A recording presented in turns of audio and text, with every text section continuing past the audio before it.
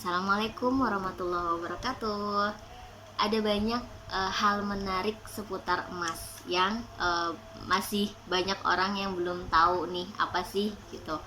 Nah, di antaranya sekarang lagi booming itu ada emas digital dan emas fisik. Apa sih bedanya emas digital dan emas fisik?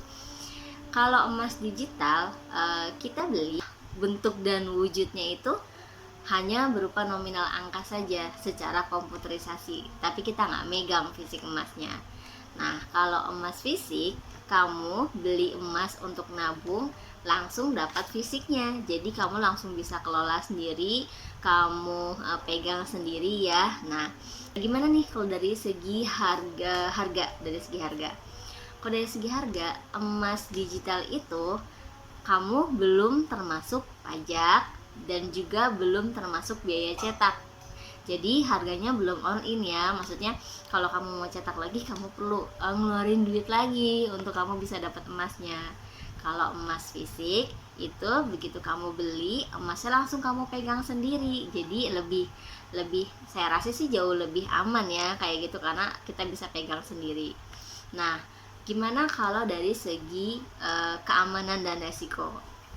Nah, gini menarik banget nih.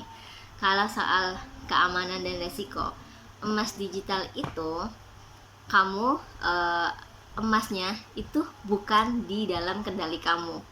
Jadi artinya aset kamu bukan di tangan kamu. Kamu hanya setor uang, dapat nominal angka, tapi emasnya tidak bisa kamu kendalikan gitu.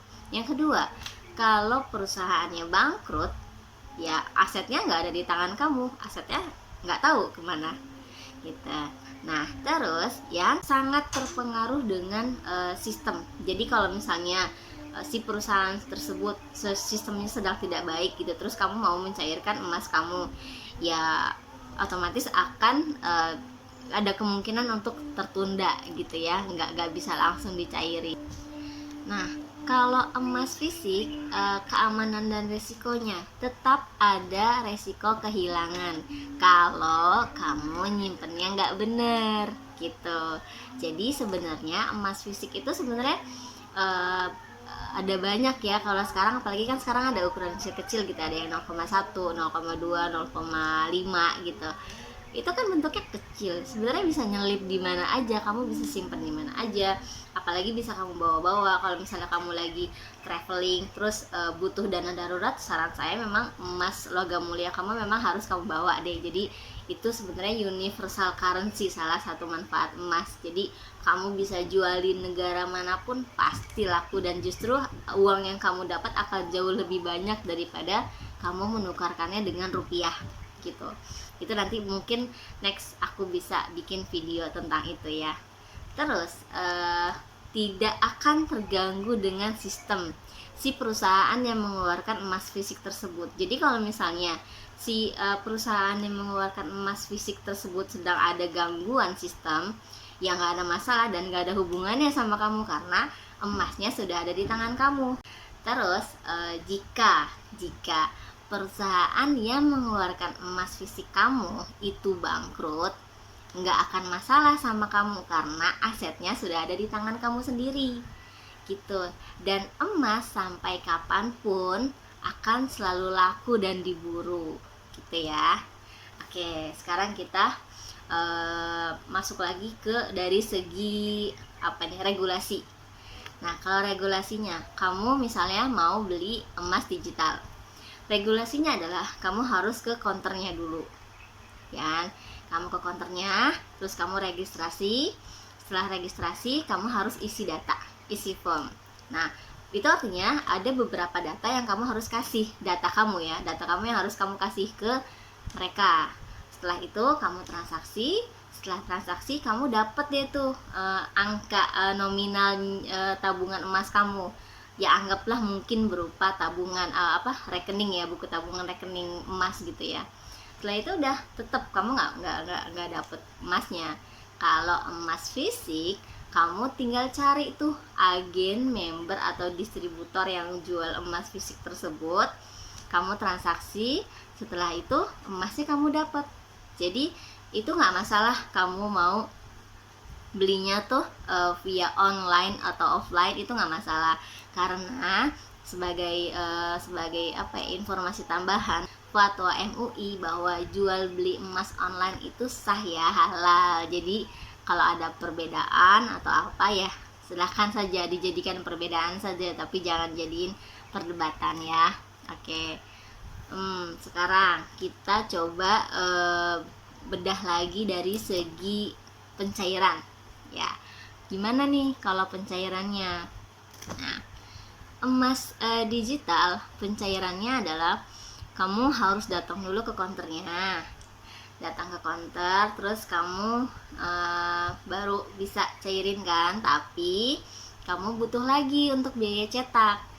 Jadi kalau misalnya itu, kalau nggak salah ya, minimal bisa kamu ngeluarin emas itu minimal tabungan kamu 1 gram. Jadi kalau misalnya udah 1 gram kamu mau cairin, kamu mau ambil emasnya, kamu harus ngeluarin lagi nih untuk biaya cetaknya gitu. Dan maksimal transaksi pencairan itu kalau nggak salah tuh 1 hari maksimal 100 gram. Tapi kalau emas fisik itu nggak ada maksimal pencairannya. Jadi kalau misalnya kamu mau cairin emas kamu misalnya 100 gram gitu misalnya, atau 200 gram atau 1 kilo, wah keren nih, 1 kilo gitu ya, kamu bisa tuh langsung, saran saya sih langsung kamu ke kantor cabang si emas yang kamu beli gitu. Jadi langsung, kalau itu kan butuh uang banyak gitu ya, lebih baik sih kamu langsung ke kantor cabangnya gitu. Nah, itu beberapa perbedaan hal menarik tentang emas fisik dan emas digital. Kalau aku sih ya, dari semua perbedaan itu, aku prefer ke emas fisik. Karena apa? Karena aku bisa pegang sendiri. Terus sekarang juga ada ukuran kecil-kecil, jadi sangat-sangat worth it dan mudah banget buat kamu yang mau nabung emas logam mulia tapi budgetnya pas-pasan gitu.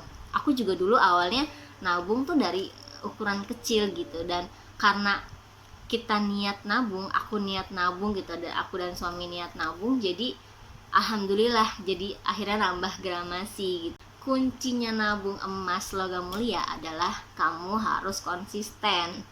Jadi sedikit-sedikit nggak masalah, asal konsisten, insya Allah nanti jadinya banyak gitu.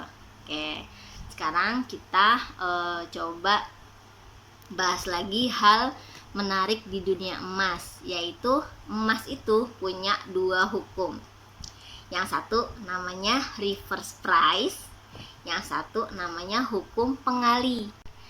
Reverse price adalah semakin lama kamu menyimpan emas, justru akan semakin kamu lebih bisa mencapai tujuan kamu. Harganya, karena harganya itu yang semakin tahun ya semakin mahal harganya. Contohnya gini, contohnya kamu punya 20 gram emas 10 tahun lalu, kamu bandingkan dengan hari ini, harga hari ini, pasti harganya jauh lebih naik ya lah, lebih bagus daripada 10 tahun lalu saat kamu beli. Itu artinya tujuan kamu untuk mencapai suatu impian justru akan semakin mudah. Nah, kalau misalnya kamu nyimpan uangnya 10 tahun lalu berupa uang kertas atau tabungan gitu, itu justru harga belinya akan menurun. Tapi beda sama emas. Kalau emas semakin lama kamu menyimpan justru akan semakin mahal gitu ya. 10 tahun lalu sama 10.000 tahun sekarang pasti beda dong daya belinya. Nah, emas itu bisa tetap menjaga daya beli barang tersebut, beda dengan uang kertas. Oke. Nah, yang kedua yaitu hukum pengali. Hukum pengali adalah kondisi di mana semakin banyak emas yang kamu simpan, justru akan semakin lebih kamu rasakan manfaat dan keuntungannya gitu. Misalnya gini, contoh tahun lalu itu harga emas itu sekitar 700-an ribu lah ya. Oke, kita anggaplah 700 ribu. Nah, kamu punya nih 100 keping emas. 1 gram 100 keping emas. Berarti kamu punya 100 gram emas ya. Nah, dengan hari ini tuh harga emas 930.000. Jadi tahun kemarin kamu beli itu 700 ribuan. Nah, tahun sekarang harganya 900.000. Berarti untuk 1 keping aja kamu punya ada untung 200.000 dong, ya kan? Nah, belum lagi dikali dengan 100 keping yang kamu punya. Berarti ada berapa tuh? Nah, semakin banyak kan, semakin banyak dan semakin untung dong. Berarti yang kamu dapatkan dari manfaat si emas tersebut gitu. Nah, saran aku itu yang paling the best banget itu dari semua penjelasan tadi itu, kamu nabungnya harus di emas fisik. Kenapa emas fisik? Ya karena kamu bisa pegang sendiri, kamu kelola sendiri, jadi kalau ada apa-apa pun bisa langsung kamu cairin sendiri gitu. Dan emas fisik yang the best banget buat aku tuh ini, Tara, Iowa Gold. Nah, kenapa Iowa Gold? Ini ya, Gold itu satu, kamu belinya gampang banget gitu, karena udah banyak banget puluhan ribu member dan agen di seluruh Indonesia. Jadi kamu bisa beli COD, kamu juga bisa belinya online gitu. Terus yang kedua, ini harga buybacknya itu paling rendah potongan daripada yang lain. Kamu bisa bandingkan sendiri ya. Jadi kalau misalnya mau investasi tuh, kamu memang harus bisa bandingkan harganya, split harganya tuh mana yang lebih bagus. Nah, Iowa Gold itu split harganya paling bagus daripada yang lain. Kamu bisa cek sendiri di websitenya Iowa Gold atau di Instagram aku ya, di situ ada. Terus selain harga buybacknya paling rendah, ini dijamin buybacknya 100% garansi. Jadi kamu mau buyback di agen manapun, di member manapun, di cabang manapun, pasti diterima ya. Jadi jangan takut nggak di buyback, nggak ada yang buyback, pasti ada yang mau buyback gitu. Terus selanjutnya ini tuh emasnya muslim. Kenapa bisa emasnya muslim? Sebenarnya non muslim pun boleh beli ya, cuman kenapa saya bisa bilang ini emasnya dunia akhirat lah kata lainnya.